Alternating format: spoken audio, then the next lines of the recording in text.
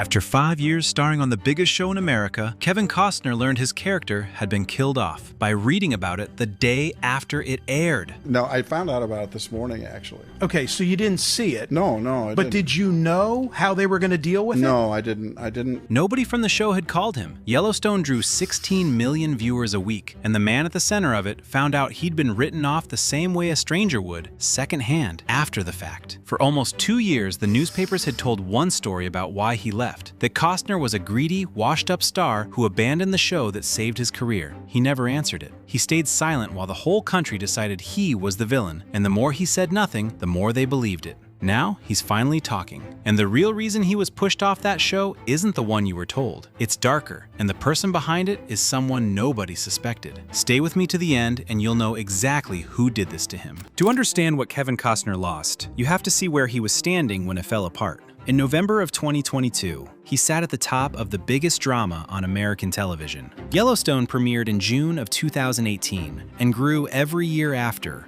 until it stopped being a cable hit and became a cultural force. By season 5, the numbers were staggering. The premiere pulled 12.1 million viewers the night it aired, and climbed to nearly 16 million within 3 days, making it the most-watched show on all of television that year. Broadcast, cable, streaming, everything. The ratings are things that we don't see on TV almost ever anymore. In an era when audiences had scattered across 100 platforms, nobody was supposed to command a crowd like that anymore. Costner was the face of an empire at its peak, and it had grown into a true empire, spawning prequels like 1883 and 1923, and turning Taylor Sheridan into the most powerful man in television. Every dollar of that machine traced back to one man in a black hat. He carried something into that empire money can't buy. Decades earlier, he directed and starred in Dances with Wolves, the Western that won Best Picture and won him Best Director, the first of its kind to take the Academy's top prize in 60 years. And this year, the Oscar for directing goes to Kevin Costner for Dances with Wolves. When he pulled John Dutton's hat down over his eyes, he lent a modern cable show the gravity of a vanished era. Dutton was the ranch boss, the father, the governor, the center every other character bent around. Sheridan built Yellowstone as a universe with Costner as its son. But being the star didn't give him control over the one thing that mattered most, the scripts. And in early 2023, the scripts stopped coming. To understand why walking away was unthinkable, you have to go back to when Kevin Costner had nothing. He didn't grow up dreaming of Hollywood. Born in 1955 in Linwood, California, the son of an electrician, he moved from town to town chasing his father's work. And he said he lost track of who he even was. Just the new boy, again and again, hoping to make a couple of friends. He was a fist fighter. He was a very tough guy, hard bark, and they lost everything. And so he had one job, and I mean, he would just, let me know that I just couldn't have another man outwork me. So he studied marketing, married his college sweetheart, and was headed for a normal, sensible life. Then, flying home from his honeymoon, he ended up seated near the actor Richard Burton and worked up the nerve to ask whether he should chase acting or play it safe. Burton told him to go after it completely. Costner quit his marketing job 30 days later and moved to Hollywood.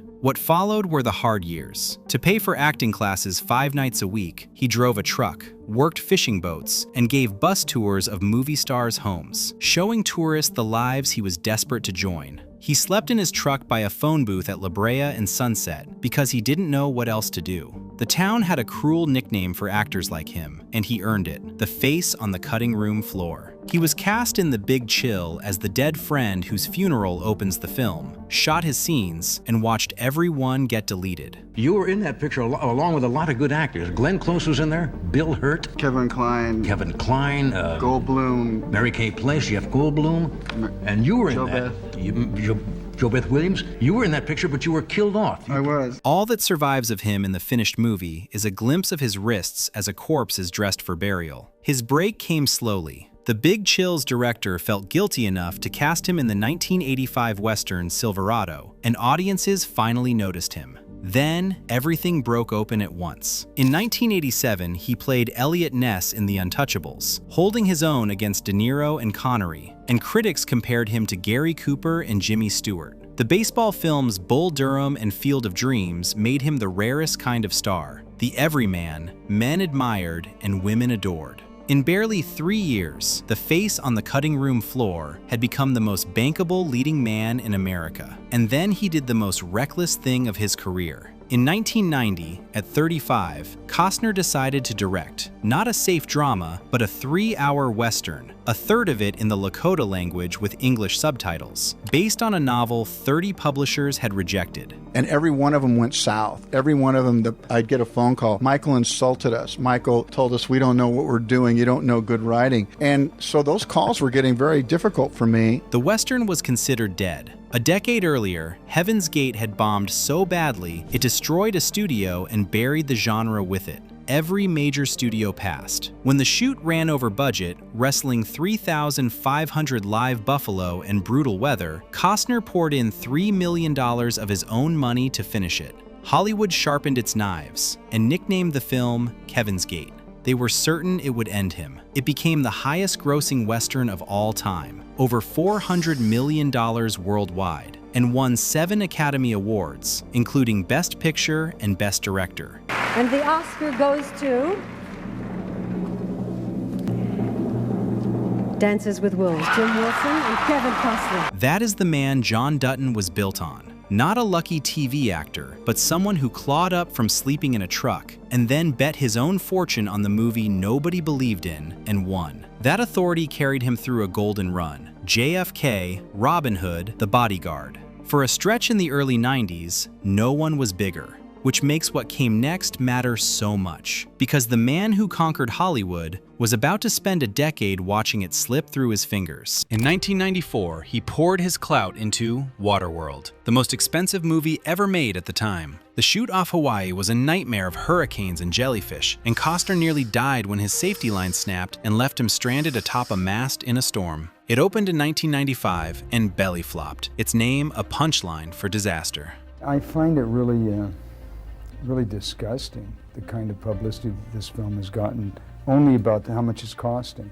Nothing about, because no one's seen the film, nothing about what the film is about or the artistic worth of the film. 2 years later, he directed and starred in The Postman, which opened the same day as Titanic and was buried. The shine was gone. He was a riskier bet now, and a whisper trailed him that Kevin Costner was difficult. For the better part of a decade, the biggest star of the 90s drifted through movies that came and went. Then, in 2008, the hits stopped being figurative. Driving near Charleston, Mississippi, Costner lost control of his car in a crash that permanently damaged his left hand. The man who'd done his own bareback riding through stampeding buffalo, who'd hung off a mast in a hurricane, was suddenly living with an injury that would never fully heal. His career was in a trough, and now his body carried a reminder of it. For most stars, that's the chapter where the story quietly ends. But one thing never left him, even in the lean years: the Western. It was the genre that made him, and the one he kept returning to when nothing else was working. In 2003, with his stock at its lowest, he directed and starred in Open Range, a slow, classical cattle drive Western that Hollywood assumed no one wanted anymore. I think most people know that I have an affinity for the West. Besides women and alcohol and guns, the struggles were over the uses of the land. Who owned it? Who controlled it? And, Open Range deals with that. It became a surprise hit and some of the best reviewed work of his career. For Costner, the Western was never just a genre he was good at. It was the thing he understood in his bones, the American story he trusted more than any other, and it would pull him back one more time when it mattered most. Because the climb back came from an unexpected direction. In 2012, he took a role film stars of his stature still look down on: television, playing the vengeful patriarch in the miniseries Hatfields and McCoys, and won an Emmy. And the Emmy goes to Kevin Costner, Hatfields and McCoys. Nobody wore weathered American authority quite like Costner. Then, in 2018, came the role that would define his late career and eventually break his heart. Sheridan offered him John Dutton, and it was tailor-made, the Western he loved, a patriarch's gravity, the sweeping land. Dutton wasn't a supporting player. He was the show, the iron-willed rancher holding an empire together against developers, politicians, and his own fracturing family. Audiences didn't just watch him, they revered him. By early 2023, Costner had won a Golden Globe for the role, and at 68, was anchoring the most valuable franchise on television. It feels really good to have this. There's no substitute for being there, but Yellowstone wasn't just another job. It was the thing that gave him his throne back, which is exactly why, when the trouble started, the idea that he'd casually toss it aside never made sense to anyone who knew what it had cost him to get there. The first half of Season 5 aired in January of 2023. The second half should have gone straight back into production. Instead, everything stalled. And into that silence, on February 6th, Deadline dropped the story that lit the fuse. Costner, they reported, was cutting his time on set from 65 shooting days down to 50. And then, the detail that made every headline down to a single week for the back half of the season. 1 week on the #1 show on television. That one number did all the damage. It was reported anonymously, sourced to people close to the production, and it spread everywhere before Costner said a word. Overnight, the most beloved man on television became its most hated. The diva, the ingrate, the star too big for the show that saved him.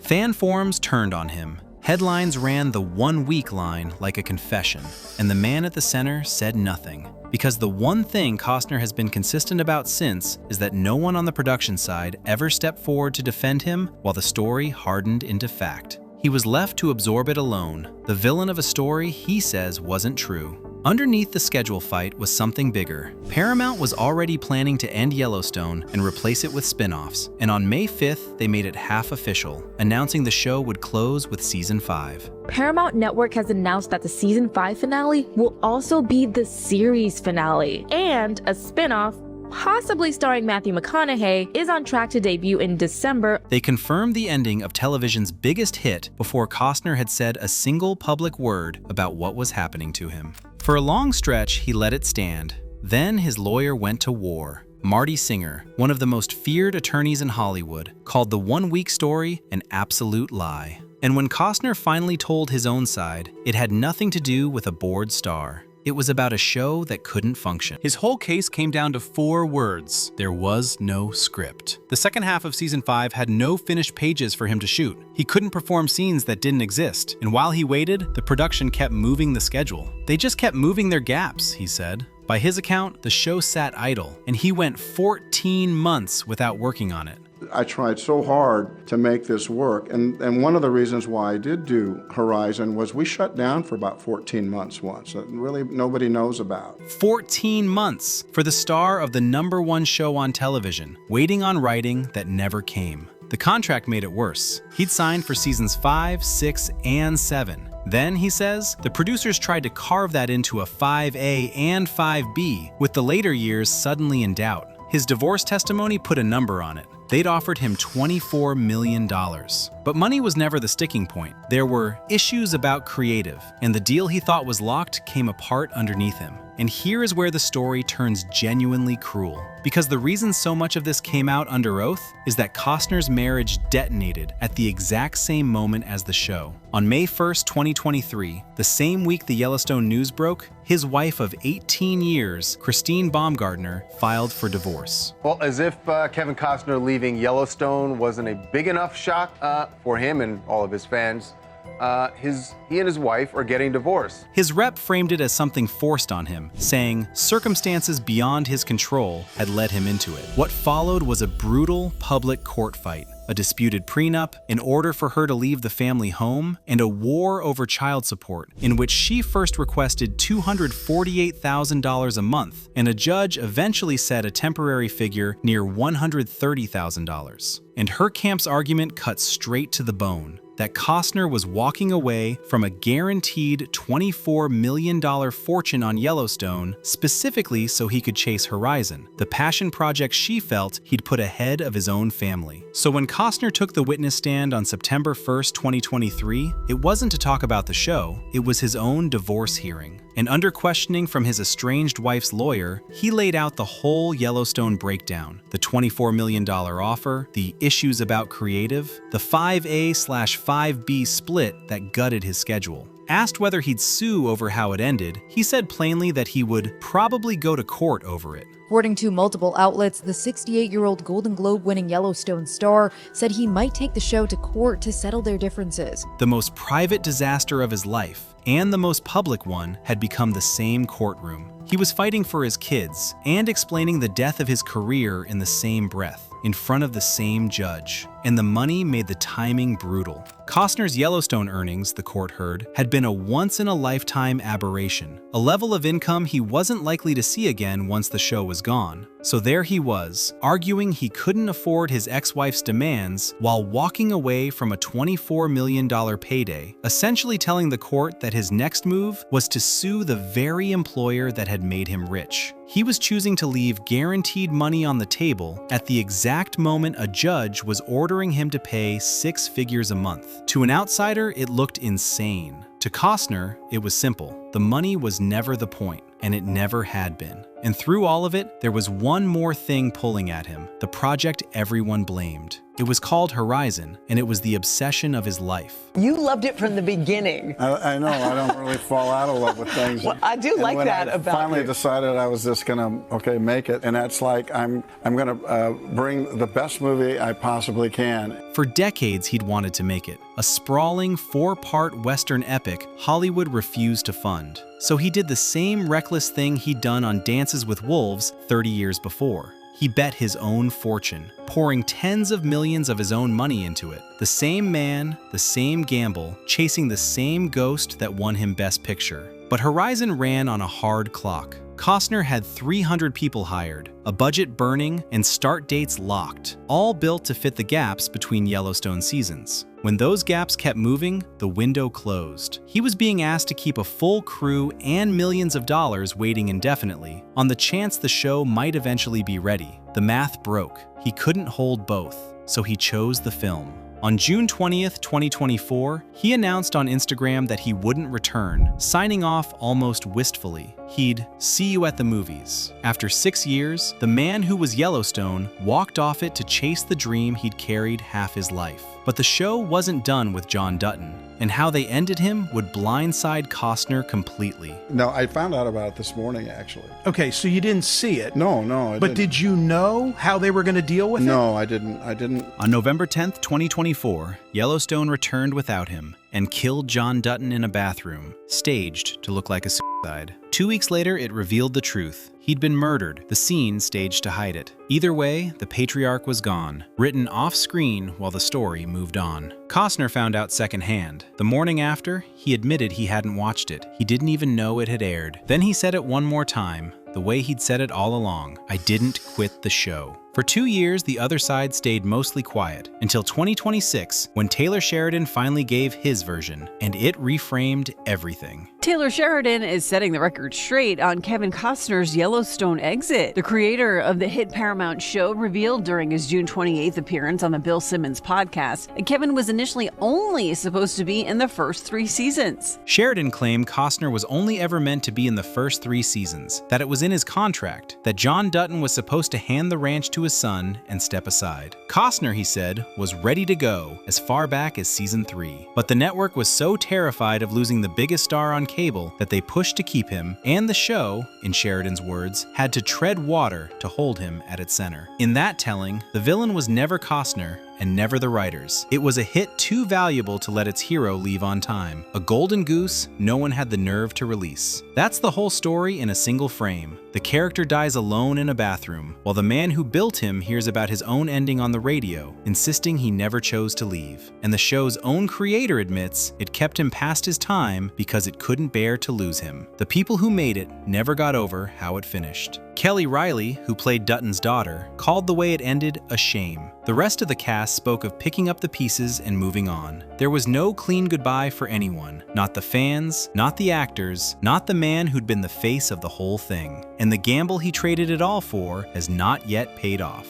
The big-budget film is tracking to open to $12 million domestically. That's not great news for Costner and those backing the independently financed Western, considering it cost $100 million to make before marketing. Horizon's first chapter opened on June 28, 2024, 1 week after he left Yellowstone, and it collapsed, taking in just $11 million its opening weekend and around $38 million against a budget many times that. The second chapter was already shot when the studio pulled it from theaters weeks before release, and to this this day, it still has no release date. Costner has since stood in Cannes, practically begging billionaires to help him finish the saga. He traded a guaranteed empire for a dream, and he's still waiting to find out if the dream was worth it. But it fits the man. This was always the one who bet his own money on the Western nobody wanted and won 7 Oscars anyway, who slept in a truck because he refused to want anything smaller than everything. Kevin Costner didn't quit Yellowstone. He just refused, one last time, to be anyone's passenger. So what do you think? Did he walk or was he pushed? Drop it in the comments and subscribe for more stories from behind the scenes.